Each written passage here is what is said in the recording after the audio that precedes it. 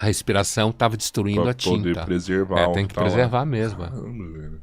Muito louco. Pondé, alguns comunistas defendem que, tipo, alguns já passaram por aqui e falaram, pô, eu não quero, quando eu falo de propriedade privada, eu não quero tomar sua casa, eu não quero tomar seu carro. A gente defende a gente pegar a propriedade dos meios de produção. É essa propriedade que é o nosso objetivo. Tendo os meios de produção, depois a gente vai conseguir dar uma vida melhor para todas as pessoas, uma vida mais digna para todas as pessoas. Sua casa, seu carro. Isso daí não me interessa, não. Como se as coisas não estivessem ligadas, né? Uma com a outra. Tanto é que nas experiências históricas socialistas, tudo era do Estado. Inclusive onde você morava. Certo? Sim. Agora, a minha questão com quem fala isso é o agente. Como eles falam, a gente não quer isso, a gente faria aquilo, a gente tomaria os meios de produção, a gente garantiria que todo mundo teria tudo igual. Eu não confio no agente. Na pessoa que diz que faria isso. Entende o que eu estou dizendo? Sim. Porque o que a história mostrou até hoje é que quem começou a fazer isso virou tudo monstro, virou tudo safado, virou tudo corrupto.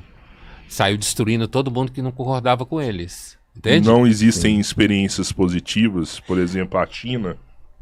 A China, ela sempre... Não dá nem para comparar o caso da China. Não podemos. Porque a China, ela sempre foi uma sociedade imperial, em que hoje o Xi Jinping é o imperador. E o Partido Comunista, na realidade, é a aristocracia. Né? E a China hoje, ela tem um certo espaço para a sociedade de mercado, tanto é que ela enriqueceu, né? Então, o sucesso, entre aspas, da China, a China já passou por muita fome, a vida é muito dura, hein? Sim. Na China. Mas, seguramente, é porque, na verdade, o Partido Comunista hoje, ele é uma continuidade de um sistema autoritário muito antigo, que o que os chineses fizeram foi olhar para a União Soviética, ver que o regime estava falindo porque não tinha consumo, as pessoas não tinham objetos para comprar, foi ficando tudo muito atrasado, como a gente sabe, dos anos 70, né? E a China olhou para isso e percebeu que ela precisava, de alguma forma, fazer um regime diferente do soviético. Então ela começou a abrir a China para iniciativa privada. Alguma iniciativa privada sem democracia. Sem essa coisa de ficar elegendo, votando, né? Virou um sistema híbrido. Um sistema novo. híbrido, Vamos pegar o que é bom ali, o que é bom aqui no mas que era conceito antigo, deles. né?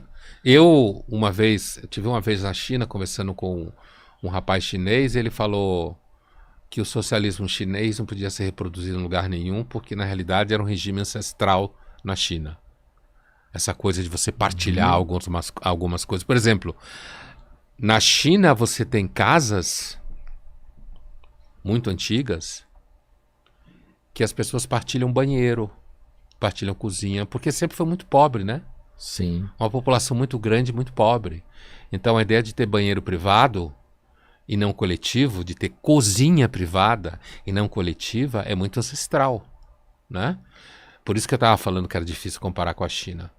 Agora, A cultura de milenar de lá é que propiciou eles conseguirem chegar onde eles estão. Muito provavelmente. E associado à inteligência dos líderes chineses de ver que não podiam reproduzir o sistema fechado de economia planejada, como se falava na União Soviética. Economia planificada ou planejada, que a economia tinha que estar de alguma forma aberta para a iniciativa das pessoas. Sim. Né? E aí tem dado certo. A China, como a gente sabe, nesse sentido. O que a China pode mostrar e todo mundo ficar com medo é que você pode ter riqueza material sem democracia.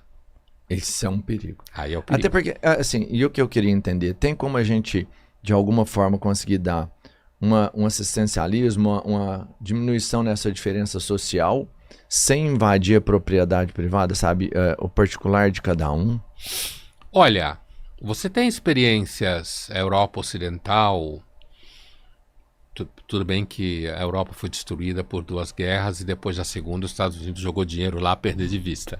E foi isso que salvou a Europa. Mas ele fez isso não porque os americanos são melhores do que os outros seres humanos, mas porque eles queriam barrar o avanço soviético, né?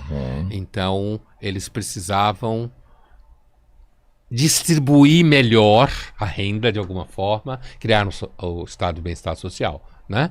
Sim. Precisavam fazer isso para que a população ficasse mais calma, como eu dizia, indo trabalhar, ter o seu rádio, depois a televisão, os filhos poderem ir para a escola, certo? Ocupando essa galera de alguma forma, né? Pra Vamos que deixar não- eles não ocupados para comece- eles não se revoltarem. Porque senão eles iam querer que a União Soviética viesse, porque a União Soviética prometia isso, Entendi. né? E naquela época a União Soviética já estava falindo, mas ninguém sabia. Na Guerra Fria ali. Isso é o começo da Guerra Fria. Aham. Exatamente. Então, o fato é que você tem Inglaterra, Alemanha, França, que usufruíram bastante disso e criaram estados de bem-estar social diferentes, mas razoavelmente sólidos, custa muito caro, imposto é muito caro, então você tem uma vasta classe média, você tem muito menos miséria. Hoje em dia tem um pouco, mas não tem como em países como o Brasil tem. Você tem uma elite milionária menor de tamanho, mas muito rica. E agora você tem, por exemplo, a Escandinávia, né? Suécia, Dinamarca, Noruega, Islândia. Finlândia não é Escandinávia, mas geograficamente está ali, é tudo muito parecido. São países que têm estado de bem-estar social muito sólido, imposto altíssimo, né? Como os países bálticos, Estônia, Lituânia e Letônia, que eram parte da União Soviética nos anos 90, ficaram independentes. E nesses lugares você tem muito pouca gente rica pra cacete, e muitas dessas pessoas ricas pra cacete já são há 100, 200 anos, a família. Sim, certo? Sim. E eles pagam muito imposto para ter uma vasta classe média feliz. Uma qualidade de vida, né? Porque aí é aquilo, né? Se a qualidade de vida está andando, então as pessoas tendem a ficar ocupadas, planejando viagem, né? Comprando hoje em dia celular, decorando a casa, e fica ocupado. Então, a classe média é um vetor principal de equalizar essa situação? Porque, por exemplo, aqui no Brasil eu tenho